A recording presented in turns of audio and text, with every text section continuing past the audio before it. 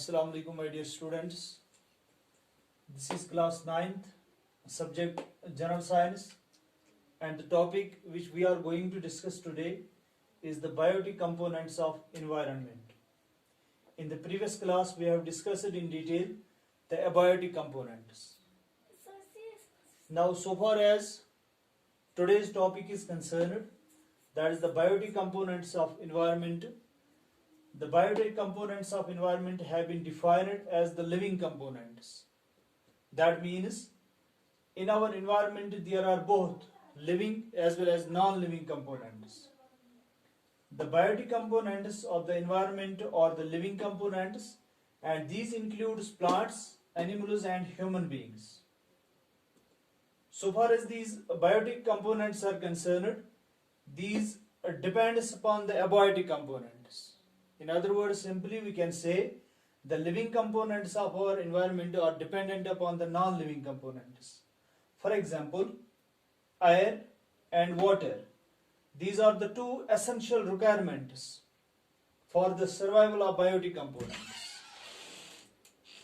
If we take an example of air, among air is the mixture of, among abiotic components, air is the mixture of different gases, and in this mixture the oxygen is one of the important gas, which is very much important for the survival of all living organisms.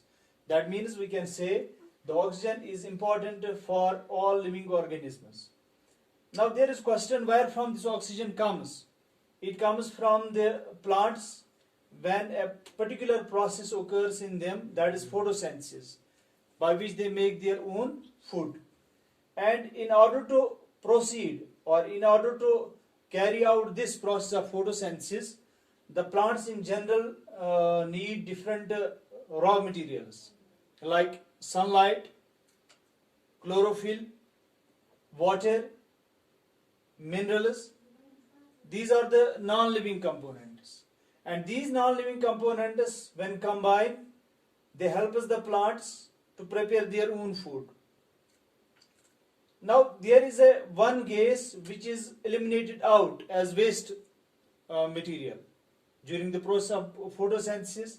That gas is oxygen, and this oxygen is very much essential for the survival of all living organisms. Now second example is here of water. If we take this water into consideration, we see this water is also very important for all the living organisms in the world. But therefore it becomes clear that the biotic components are dependent upon the abiotic components. Without the abiotic components, the biotic components of our environment are not in a position to survive. So this was our today's topic, that is the biotic component. In this way we have completed one of the important questions of natural resource, that is components of environment, biotic and abiotic components. In the next lecture we will discuss inshallah air and importance of air. Then also we discuss the air pollution. Till then, Khuda Hafiz.